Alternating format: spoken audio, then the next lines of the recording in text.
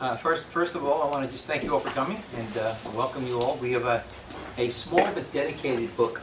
This is the book group here. And we quality. Yes, I ran a poetry and book discussion with Mel College for 30 years. We said 5 or 6 people. I said it was the most important event of our year whenever we met. So, just to introduce our speaker today, we've had several good speakers this year. Today's speaker is Scot Faulkner, who is a local resident from Harpers Ferry, West Virginia. Scott was the first Chief Administrative Officer of the United States government, worked in the Reagan administration, worked with many important figures, worked in Republican administrations. Scott and I have a personal connection, too, because when I began working with the American Management Association, Scott was my boss. So when I worked all over Europe and South America, Scott was my direct boss. I have to thank him for that. When I came down here, it turns out he lived in Harpers Ferry. We reconnected up. And his book has gotten very, very good reviews, so we've been doing his book again. He also got me on TV with Joan London and some other folks too, so it was a good thing for me. So it was a good business. Scott, you're going to find Scott an interesting character. He also works very, very much with the Park Association in Harpers Ferry, a lot of preservation efforts around the area. So, Scot Faulkner, thank you very much. Please.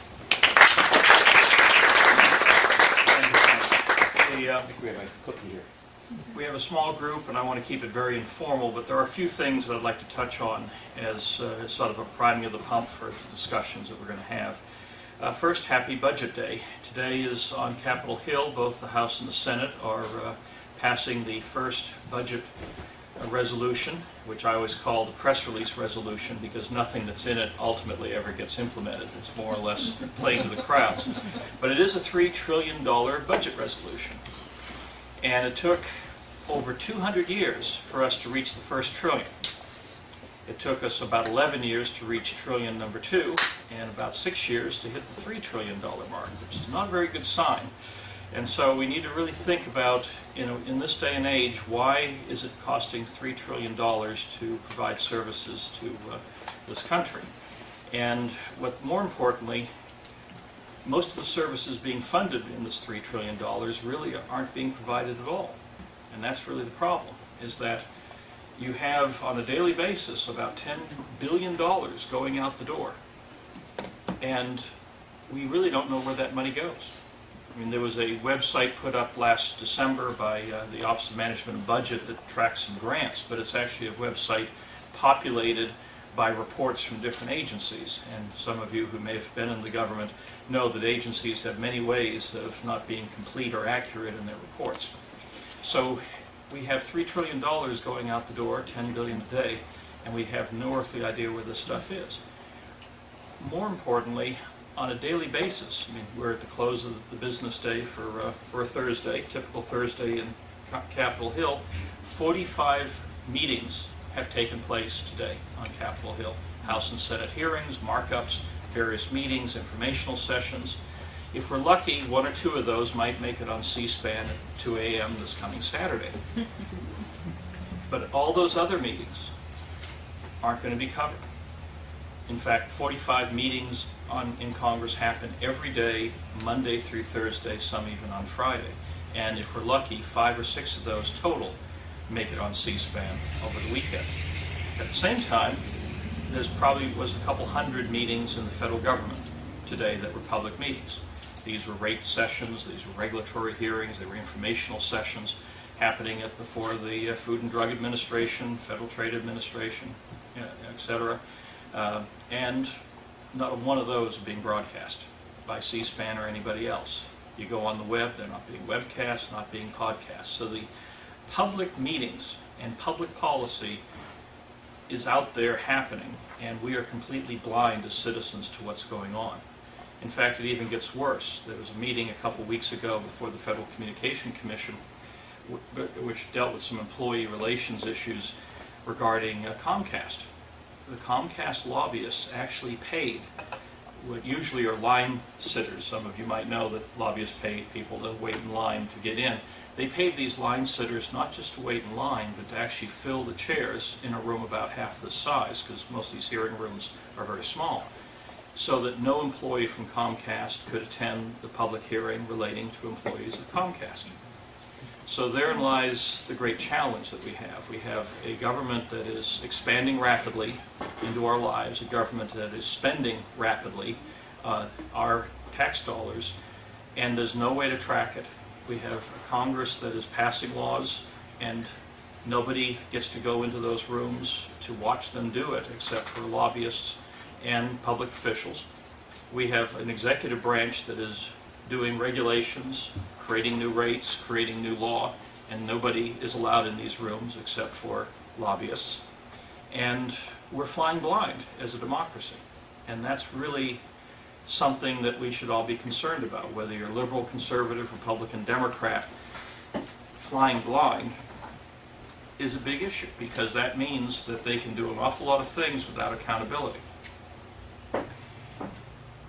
When you think about lobbyists, and there are some good lobbyists, some of my best friends are lobbyists, but the problem is that, yes? Form in here. Yeah, and I just wanted to get about 60. Yeah, I like to have a meat locker. A lot of my it's going to take some time. a lot of my staff up on the hill would always have to wear sweaters because I liked it usually around 60 degrees. Loaded spelling. But when you think about a room where the public's business is going on and it's all filled with lobbyists, you start to get a little bit nervous, because lobbyists, while again there are some good ones and there are some good causes, you start to realize that there's a number of things that make lobbyists as a whole an undemocratic institution. The first one is lobbying is first and foremost a business, which means people who can pay for lobbyists are the ones who get their voices heard versus those that don't. In fact, I had a number of friends who went into the lobbying community over the years, and they felt unclean because they said the people deserving of representation can't pay, the people undeserving of representation can. So the dictators can pay, the revolutionaries can't. The corporations can pay, the consumers can't. Another part to lobbying is that it is ultimately a hidden thing. It is not, I mean, they can certainly have to disclose their activities in terms of how much money is paid, but an awful lot of lobbying is done in secrecy. Think for a moment you're at a theater in Washington or a sporting event in Washington. You could have a member of Congress or a former member of Congress sitting next to another colleague, and that colleague is maybe banned for a year from formally lobbying, but they're sitting together talking about legislation. There's no way to check that. What's worse, while we can check cash payments and check whether people can go to, are being taken to dinner and all that, there's something called silver bullets. I just came across this a few years ago as a term. It has nothing to do with vampires and werewolves, nothing to do with good beer from Colorado. But what it has to do with is favors. Think of not in this case a member of Congress, think of a bureaucrat sitting in some agency where they can earmark grants. And the thing is, everyone talks about earmarks, but earmarks happen all the time. That's how money gets dispensed. Whether it's done by a bureaucrat, a political appointee, a congressman or senator, or the President of the United States, earmarks, that's how money gets allocated. Now, in an ideal world, it's done with objective criteria and standards, and whether it's a grant to take for a highway or an airport or for a nonprofit helping some community group, you would hope those standards are being adhered to and objective decisions are being made. But imagine a director of some grant operation whose child he'd like to get into St. Albans or some other prestigious private school. A silver bullet is making sure they get in that private school in exchange for giving a grant. Or they have a spouse who would like to be on a board of the Kennedy Center or some other prestigious organization. A silver bullet is making sure that they get on that board. Or the bureaucrat is 3 or 4 years out from retirement and they really don't know what they're going to do next. And all of a sudden they're promised being a faculty member at a university, a think tank position, or a position with the very lobby firm that they are being lobbied. No disclosures, but that silver bullet is fired. A decision is made totally against regulation, totally against standards, totally undocumented. That's happening every day in Washington. You also look at Congress, and there's been a lot of talk about the issue of reform. We're going to reform the lobbyists, we're going to disclose more, we're going to control them. Problem is, all the lobby reform bills that were passed last year were frauds. The main lobby reform bill that was passed last year with great fanfare, 4 days after that bill was passed, a member of the House Judiciary Committee inserted legislative language into the record 4 days after the bill was passed, which just recently resurfaced. And what the legislative intent was, and what the House Ethics Committee has just ruled on, is that next summer, when we have the national conventions in Denver and in Minneapolis, and under the law, supposedly, lobbyists are going to be banned from these big events. They're going to not be able to wine and dine members. They're not going to be able to do the kinds of things that they've done for basically decades. Well, under the interpretation based on language put in 4 days after passage, if you take more than one member out for dinner, it isn't covered by the bill. If the reception you're doing is paid for by a third party and not directly by the lobbyist, the reception can still happen. But my favorite one is, if a reception or a party happens outside of the normal business hours of the convention, it is not covered by the law. Now when would you actually party at a convention except after the gavel rings down for that day? So basically they've rendered the bill completely meaningless when it comes to the national conventions this summer. And it was done on language inserted 4 days after passage. Mm-hmm. So that's the kind of games that they love to play with us. That they, on one front, are doing these wonderful PR moves and saying, look what we're doing. Today I'm dropping this bill into the hopper. Today I inserted this amendment. Today I'm passed this one piece of legislation. And we all buy into the lie. And in fact, Washington just kind of careens along, spending our money, expanding into our lives, and they're basically ignoring us. I mean, we get nice letters from them, we get nice emails from them, but the issue is, at the end of the day, they're listening to these lobbyists. Because when a member goes into Congress, or a senator gets elected, and they get elected on the change agenda, they get to Washington, and first of all, about a third of those who are campaigning on the reform agenda are basically lying to us. They have no earthly interest in ultimately making any change happen. Another third really are sincere, but they are kind of, I want the omelet without breaking the egg. And that's really something that we encountered when I was brought into the Congress back in '94 to change things. I mean, the Republicans came in with this huge wave of, we're going to reverse 40 years of Democratic abuse, we're going to change everything, contract with America. The first thing that my team and I discovered was a full third of the Republicans didn't want any change at all. That they basically said, it's our turn. 40 years of Democrats stuffing their pockets with money, it's our turn to stuff our pockets with money. And in some cases, this was literal. One of the things we found when we first got up there was, and this was part of the post office scandals that you might remember going back to 1991, was that members, even though they had the frank, where they, with their own signature, that's postage, there was postage being paid for out of general accounts in the Congress. Now, why people needed postage stamps given the frank is still beyond me. But what happened was members would go into the House Post Office and say, okay, I need $100 worth of stamps. They get $100 worth of stamps. They'd walk out, they'd come back in the next day and say, I really didn't need these stamps. They hand them back. Now, instead of crediting their account or crediting back into the general fund, the member was given cash, the ultimate ATM system.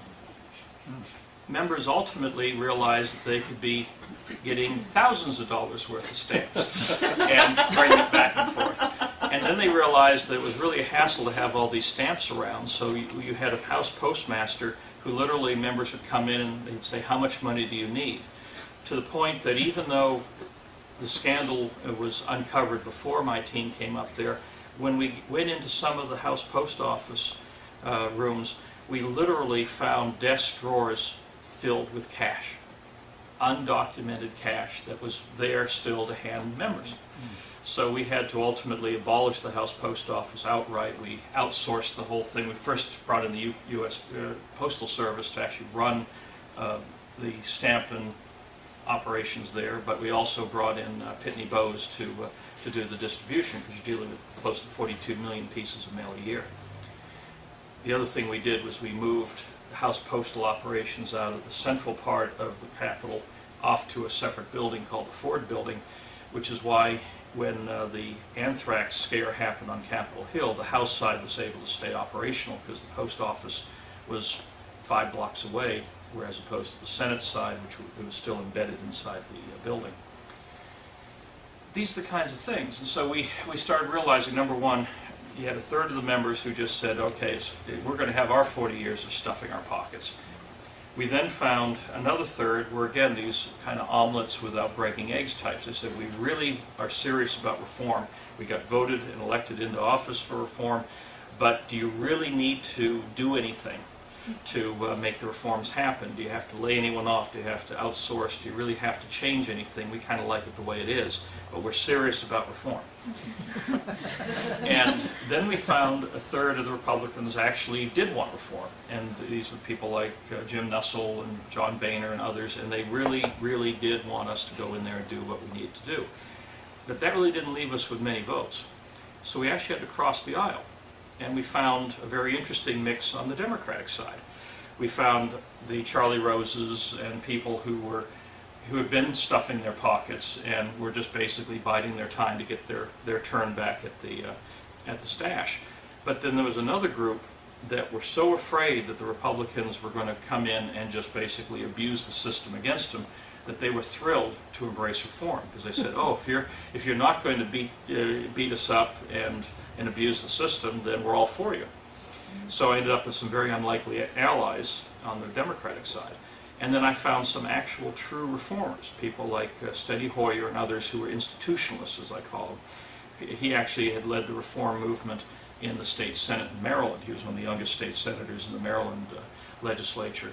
And so at the end of the day, as we moved into the 104th Congress, we actually had this unlikely coalition of real reformers on the House, on the Republican side, real reformers on the Democratic side, and then some of these pragmatic reformers in the middle that allowed us to actually start making changes.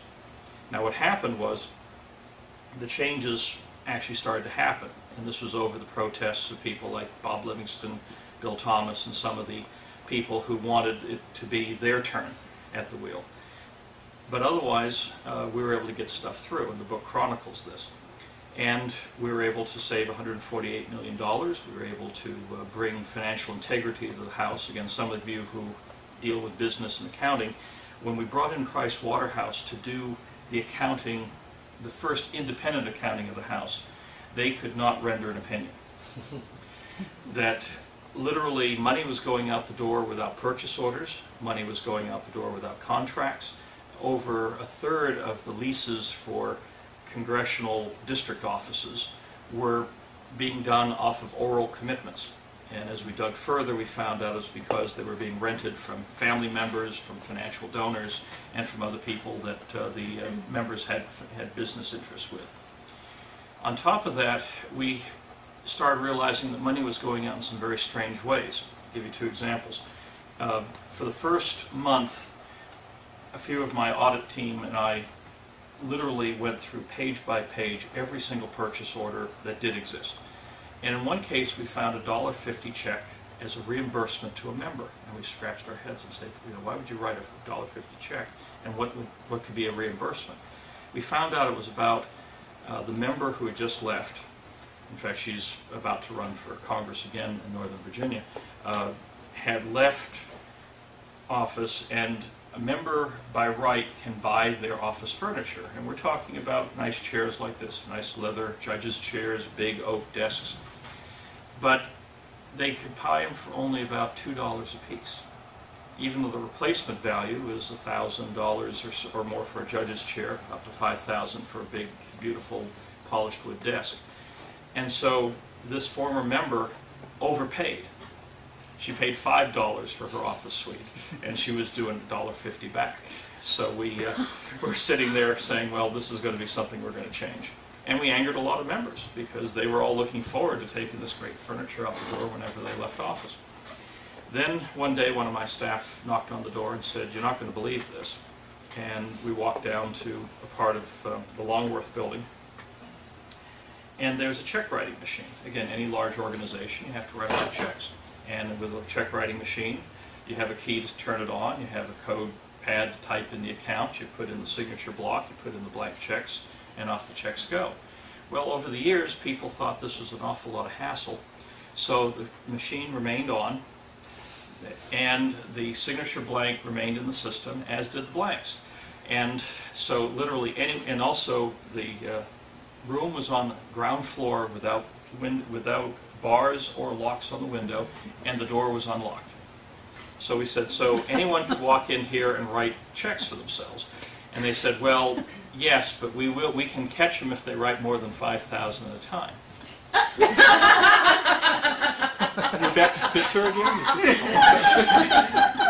So needless to say, we shut that thing down.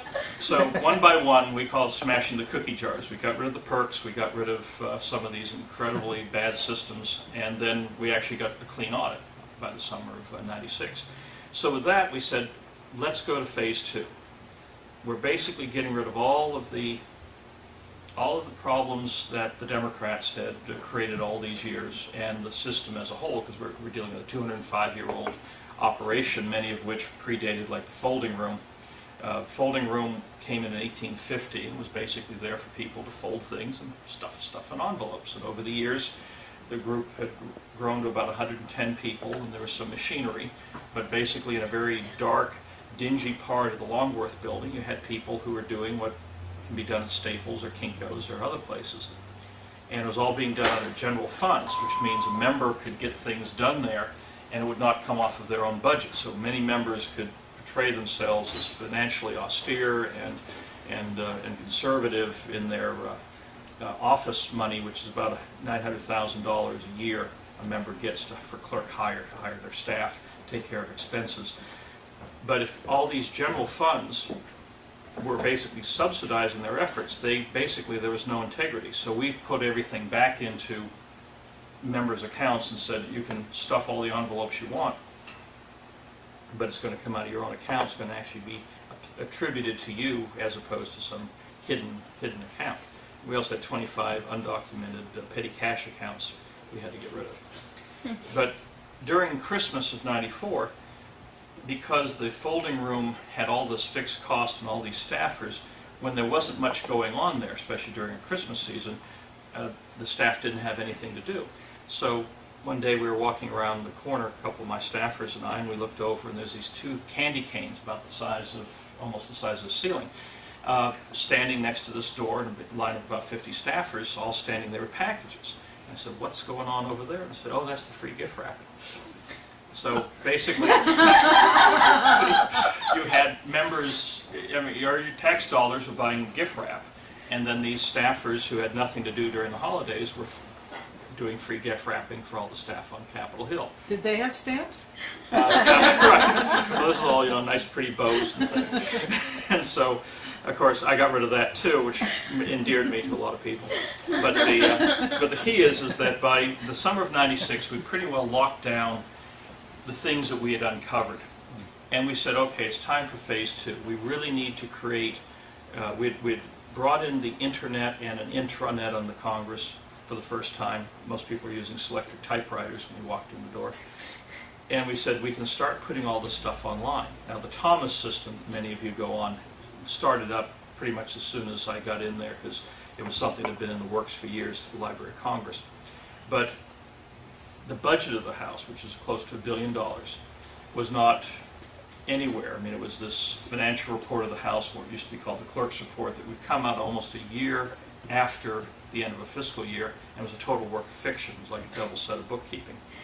So we said, we've now tightened things down where literally on a monthly basis we could do a real-time database on the web completely searchable, and on top of that, we're going to bring in everyone from representatives from Common Cause, from taxpayers union, from literally left-wing, right-wing watchdog groups, Nader's Congress Watch, and create explanatory notes so that the American public can go onto a live database, search it, and where there's some questions about how money moves, like, again, any spreadsheet's going to have some needs for explanation, it's going to be written by an independent editorial group of the spectrum of congressional watchdogs. John Boehner comes down to my office, and he says, we've just had a Republican conference, and we've talked about your proposal, and you're scaring everyone. We just can't let things be this public. And I said, excuse me, this is public money. And they said, and we create a public report that's a hard copy, which virtually no one knows exists or can get. He said, well, that's the point. You know, it can't be this public. It can't be on the web. And I said, but it's public money. At the same time, we came up with the idea, going back to this issue of these 45 meetings a day. I mean, right now, you can walk down the block here, and in our little Jefferson County, you can watch a county commission meeting. I mean, in this day and age, a webcam costs a pittance. Putting it on the web costs virtually nothing. We wanted to put 2 webcams in every meeting room on Capitol Hill. One pointed at the dais for the members, one pointed at the table for the witnesses. And just, of course, early on, this is early internet, we said, we'll just do C-SPAN 1 through 50 and just feed it out there, because that was what we were in charge of. We had the live feeds from the Congress, from the floor of the House. As we evolved, we said we can now we can do webcams later. Again, I got another visit, again from Boehner, and saying we can't have things that public. I said, these are public hearings. The technology is there. In fact, most of the hearing rooms, going back to the radio days, the 20s and 30s, were already wired for audio feeds. So we're talking about basically pulling no new wire at all. And we were told that we could allow what they called squawk boxes. We could basically put the audio wiring online for members to hear from their offices, but we could not put the feed out to the public. And under no circumstances could we put cameras, robotic cameras, in all the hearing rooms. And so it became very clear as we got into the fall of '96 that there was going to be parting of the ways. And again, the book talks about how the mandate for change crumbled. The coalition, even with the Democrats on board, crumbled. And my team ultimately lost a couple rounds, and my wife and I ended up having to flee to Australia. we felt that we needed 15,000 miles of distance to decontaminate from being in the belly of the beast for those 2 years, and the book is basically about that. So what I do now is I do blogging, I do op-ed writing about the foibles of Congress, but the foibles of government in general, because whether you're Republican or Democrat, we can all agree on several things: that laws should be enforced, that money should be well spent, and that public processes and public documents should in fact be public in a meaningful way. The fact that every document starts on a computer screen means that every document can be out there on the web. If it's a public document, it should be there. But it's amazing how revolutionary that is for Washington, because members don't want you to know what's going on. The president doesn't want you to know what's going on. His appointees don't want you to know what's going on. The bureaucrats, for the most part, don't want you to know what's going on. And the reason why lobbyists are so powerful is not just because of their sort of interceding between us and special interests in these people, but they form a bond with these bureaucrats, with these elected members, saying, we can help you pull the wool over everyone's eyes. We can help you craft media events and fake legislation and fake fights to make you a hero. And one of the things that happens, and I haven't doodled yet, I need to do a little doodling, is that you have the federal government with about 1.8 million civilian people, of course $3 trillion. And The problem is there's no glory in good management. If you're a member of Congress, if you're a public official of any sort, to delve into this morass and try to make it work, where's the press release? Where's the soundbite? Where's the media circus for that? So it's much easier to say, today I'm introducing a new program. I'm introducing a new amendment, a new policy, a new regulation, a new office. And so that's the problem. Government grows one press release at a time because it's far easier to add onto this morass than trying to do anything about the morass. So just think of it. A member proposes a new program. That's one press release and press conference. A hearing happens on that. Here's another one. It passes the House. There's a third one. It passes the Senate and has another hearing. There's a couple more press releases. It finally clears the Congress. There's another one. And the ultimate one gets signed by the President. And so if I'm really good at it, I get a free pen out of all this from the President himself. So that's what happens. That's how we get to $3 trillion. And why on a day like today, when the budget of the United States is being debated in both House and Senate, they can all do it with a straight face because they all know that we don't have the ability to dig in and actually ask some questions on why this is happening, how it's happening, or anything, because they can just dazzle us with a couple additional issues. So those of us, as mere citizens, really have an obligation. That is, all these people are running for Congress, for president, for senator, even all the way down to county commission level. We need to ask them some very tough questions. We need to ask them, are you willing to have a lot more transparency? Are you willing to have a lot more people in the room making these decisions? Because after all, we're a democracy. We're not an oligarchy. And we really need to ask much tougher questions than some of the ones being asked in some of these debates. I mean, I would love to see every one of these three leading candidates now asked, it's 2012, what's different about this country after 4 years of you being in the White House? What's different about the White House? What's different about any particular program? What's different about our foreign policy? That's never been asked. You also need to ask them, if you're going to lead the whole country, you, John McCain, have you ever voted for a Democrat? Or you, Obama and Hillary Clinton, have you ever voted for a Republican? Because my sense is, over the years, I've voted for a lot of from both offices. Some of you who know me as a local activist, I've supported about a third of the candidates have been Democrats, a third have been Republican, a third have been nonpartisan over the years, because when you include school board and municipals. And the key is you have to be able to see there's good in the other party, or you really can't say that you're a leader of the entire citizenry.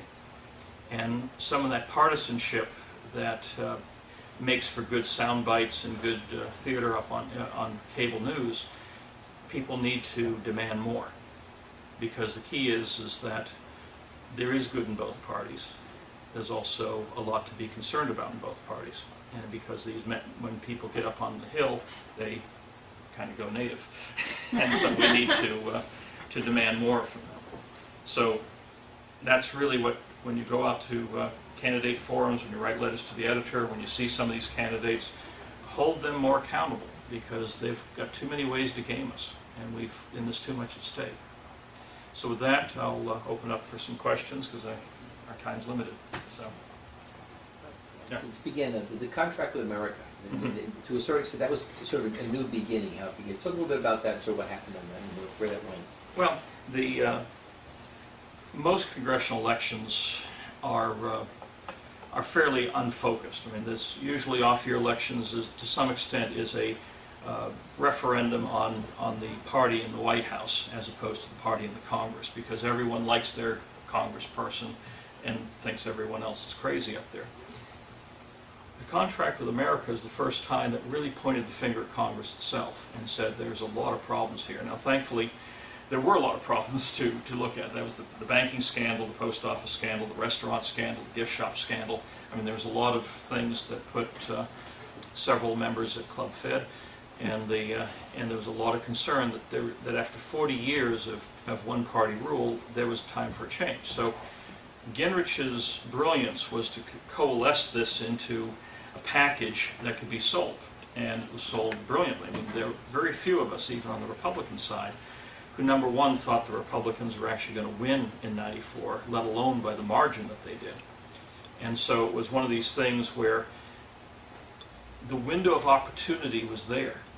I talk in the book about the political Pangea, because you figure out after 40 years of one-party rule, and really if you think of the Republican Party in '48, the Republican Party in '52, they had 2-year hiatuses where with moderate Republicans, so not much happened. So you almost have to go all the way back to 1932, 63 years plus, 64 years, before you end up with an actual entrenched Republican rule versus entrenched Democratic rule. So that's a huge period of time where academia, mainstream media, K Street and the lobbyists in general, the think tanks, the administration, the career bureaucracy, all had an opportunity to coalesce around the certainty that no matter what happens in the election, the Democrats were going to come back into office, and the same people were going to be running the committees, same staffers were going to be working behind the scenes, same lobbyists were going to have the same access.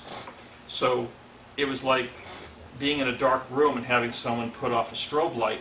For a minute, the whole system was blinded because something happened that only a handful of people even predicted, and no one, not even Gingrich and his inner circle, predicted the magnitude of the landslide. And so, just like in a strobe light situation, people can get used to the light and come back and they can see again. We knew we had a small window of opportunity to make something change, and if we didn't move fast, that everything would lock back together and the opportunity would pass. Because Gingrich shaped this mandate, a lot of us assumed that he was going to be the great leader of this. What we found out very quickly was that his only play past the election was to get the Contract with America passed before Easter in the House. That was his goal. 100 days, Easter recess of '95, get the Contract with America passed. And that was it. He had no game plan past that. So my team was left to our own devices. We basically cut loose from Gingrich and did our reforms in spite of him to some extent. But what was worse was that because Gingrich was so obsessed with getting the Contract with America passed in the House by Easter that he cut all the committee chairmen a lot of slack, which includes what we call the cardinals in the Appropriation Committee. And what you had with Livingston and a majority of the appropriating subcommittee chairman were people who just, again, said it's our turn. Instead of the Democrats earmarking, it's our turn to earmark. And so instead of the spring of '95 being an opportunity for conservative principles to be applied against the federal budget and a case made to cut back on some of the growth of the federal government and to really do heavy oversight over a number of the questionable programs in the federal government, none of that happened. So in the fall, when you had the confrontation with the Clinton administration about the budget, it was out of the blue. There was no preparation for it. And so the Republicans lost the confrontation in part because it was viewed as a fit of peaks. You know, Gingrich didn't get to sit, and Dole didn't get to sit on the right part of the plane when they were being flown someplace on Air Force One. It started getting written off as a petty dust-up instead of something more fundamental. When Clinton prevailed in that budget fight, what conservatives there were in the budget process said, well, you know, here was the ultimate confrontation. We lost. We're not going to make that mistake again. And so Republicans basically shifted into business as usual. And so government grew faster under Republican rule. Earmarks grew more. Oversight almost disappeared under Republican rule. And my own feeling is that if 9/11 hadn't happened, Republicans would have lost the House and Senate in '02 and would have lost the presidency in '04. It is only because '02 and '04 were war elections that the Republican rule extended 4 more years. Otherwise, I mean, '06 was ultimately the day of reckoning, because at that time There was no immediate terror threat. There was no immediate war threat anymore. And so people could look again at what had really happened and realized, even Republicans realized, that there were very few Republicans who were staying true to themselves, their constituents, and their movement. And there was not a dime's worth of difference between them and the Democratic Party. And so, as my book talks about, I have a chapter called Into the Abyss, where the final bit, the Republicans pulled back into the morality area and said, you know, we're better than them. Remember the Clintons, we're better than them. And then Foley happened. And so literally it was like a trap door opening, and the Republican Party and the Republican era just basically vanished into history. Following along that line, if you leave the Cardinals out, would the system have changed if you don't have a Tom DeLay?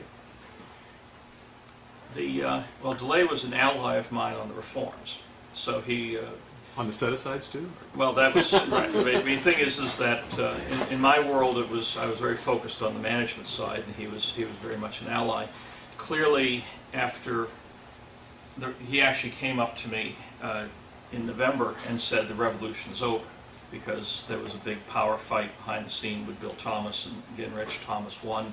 Gingrich basically just exited the stage. I mean, from really November of '96 until him actually leaving in the fall of '98, Gingrich was under house arrest in my book. He was really had not he ceased being speaker, and DeLay took part of that vacuum and did some things he shouldn't have done. I mean, it's sad because, and this gets back to the whole fundamentals of leadership, that if you have a vacuum at the top and people are seeing that there's opportunity for mischief and there's no consequences for that, at least initially, people are going to push the envelope. I mean, people like Bob Ney were great allies of mine when the reform movement was moving along, but he found the dark side very quickly after the reforms started to end. And that's, again, it's not unique to either party. The problem is it's the nature of government and nature of powers, that you have to have some clear moral compasses and people in charge who are enforcing those compasses, because the system is too big, too complex, and as we talked about here, too secretive to give people any pause. I mean, they can rob the place blind and know that more often than not they're going to get away with it. And so there's got to be an internal discipline, and it's lacking. And Gingrich lacked it, DeLay lacked it, and unfortunately now we're seeing people like Murtha and others lacking it on the Democrat side. Yeah. Is it possible, I'm not talking about the current election, but is it possible for any president to come in and make effect change at all, or is it just a nice wishful thought? It's mostly rhetoric and not reality. I think the problem is that most election cycles, people get so overwhelmed with what they're coming in to see. The one chance you have is you have a governor come in from outside, a Clinton or a Reagan in particular, who at least are bringing in people with them who are not Washington hacks. And the problem with this election cycle is you have, because everything got shoved into 07, it became a Washington election. I mean, not that many people in the grassroots had much impact until late fall. So it was all about maneuvering within the think tanks, within the fundraising community, within the media, mainstream media. And so we end up with 3 senators for the first time in American history running against each other. You don't have a governor in the mix because the system was a Washington-based campaign this time around. So you have 3 people from Washington, creatures of Washington. All the people around them are creatures of Washington, saying we're going to change Washington. I mean, one of the book I'm working on now regarding Ronald Reagan, one of the reasons that we had some chance to change back in '80, '81 was you had this not only Reagan coming from California like a governor model, but you had an entire movement that had never been in power before. The true conservatives had always been in the wilderness. And so the result was not a single one of them had ever been a former assistant this or a deputy that. So it was new blood on an epic scale. And that's really what's needed in Washington. And whether it's this election or previous ones, unless you have that kind of force of numbers, plus also some clear sense. I mean, people need to be elected at all levels because they want to do a job, not because they just want to get a job. And that's a lot of the problem, is that you have to have, you want to have a focus around not just force of personality, you want to focus around a force of some actual cogent philosophy. And most elections aren't fought over philosophy, they're fought over personality. And therein lies the problem. I mean, we end up being destined to being disappointed because we're buying into the performance art. I mean, the people in the media who are covering this election are either sportscasters or drama critics. They're obsessed with the race, they're obsessed with the performance. They're not talking about the issues. I have two questions. Really. Sure. The first one's an easy one.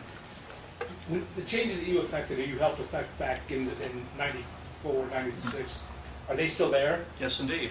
I mean, there's no post office in there, and there's no gift wrapping? No, what we did is we called it blowing up the bridges and smashing the cookie jars, and also we called it cementing the sandcastle. What we did was we physically moved things. I mean, there was one moment, which is talked about in the book, where we closed down all these legislative service organizations, which were basically taxpayer-financed special interests, left and right, and we reclaimed all of the furniture and equipment and all of the office space, and we actually sent all of the access furniture and equipment off to GSA for disposal. So my Carol Cordage, who was in charge of that, was sitting on the loading dock watching the trucks go off, and this person comes up and says, what's going on? She said, well, all the stuff's going off for disposal. And they said, well, what if we change our minds? And that's the thing, is you have, and we literally worked with the architect of the Capitol to completely reconfigure the entire basement complex of Longworth and the other office buildings where all these services were. So physically, we altered the landscape so there was no way they could bring back a folding room because there was no room for the folding room. They couldn't bring back the post office because there was no room for the post office. So if you're not willing to go that final route, I mean, just a memo can be reversed, a law can be reversed, a regulation can be reversed. But physical changes, remove the people, remove the accounts, remove the equipment, remove the space, there's no going back, and that's what we did. The other one is, you talked about the budget fight between the Republicans and Clinton, and that Clinton won, and the growth occurred. But one of Clinton's big talking points in his legacy is that he balanced the budget, and he had a budget surplus. So was he right? Well, part of it's an accounting game. I mean, it's done even at the local level where you speed up receipts and slow down payments. Right. The other part is that going back to the Nixon era, you had a commingling of the Social Security trust fund with general funds, which is an abomination, but that's been done since the Nixon days. The other part is that you still had under Clinton the peace dividend, so to speak, where you still had all of these resources that had been pouring into the federal government not being needed because the Soviet Union, at least for that time period, had gone away. And the terrorist threat hadn't really been fully understood. So they were able to reallocate funds, and times were good. We were still in a boom period economically. The dot-com bubble was still it hadn't burst yet. So you had all this revenue pouring in, you had the peace dividend, and you had the accounting fiddles, and so it looked really good. And going back to the Reagan era, where we talked about the whole issue of supply-side economics, part of the reason, or the brilliance of that, was Republicans always were for pain. They were saying, we're going to cut this, cut this, cut this. But if you give people a benefit first, you buy a political window where you can finally go after cutting back on government, or at least rethinking parts of government. That fell apart under Reagan because the Democrats weren't willing to play ball. There was another window during the Clinton era and the first part of the Republican era in Congress, because you had the budget money flowing in, times were good, needs weren't felt, there wasn't pain, that would have been a great time to have had a discussion. And the Republicans blew it. And so it's really sad because, we've had, in 1948 there was the Hoover Commission, which was the only time in the 20th century that people stepped back and said, how do we make sense out of the New Deal and the Progressive Era and try to figure everything out? It's been 60 years since we've had that kind of strategic rethinking. And out of that came the Administrative Procedures Act and the GSA and a lot of good reforms. And we need that now. It's like a garden. If you don't go and weed it, I mean, you can keep planting plants, but at some point you got to weed. And we've not done that. Yeah. What's the significance of your title of your book? Anything to do with your The issue is one of that when people in power, we just saw that this week with Mr. Spitzer in New York, that people begin believing their own press releases. The old adage is that a powerful man and a beautiful woman never hear the truth. And the issue is that powerful men get a lot of sycophants around them. They have all these press releases that brought them into office, say that they're these masterful people. And they start getting the sense that they're indispensable. And as being indispensable, they're different from us. They can break the law, they can ignore the law, they can do any number of things, but because they're so important and so indispensable that they can get away with anything. Where did you get Naked Emperor? Well, I know. Well, Naked Emperors is the children's story about the Naked Emperor, where the Naked Emperor believes about this wonderful finery, and finally a child from the audience cries out that he's naked. Well, in Washington, the child is ultimately silenced and deported because the audience doesn't want to know the truth.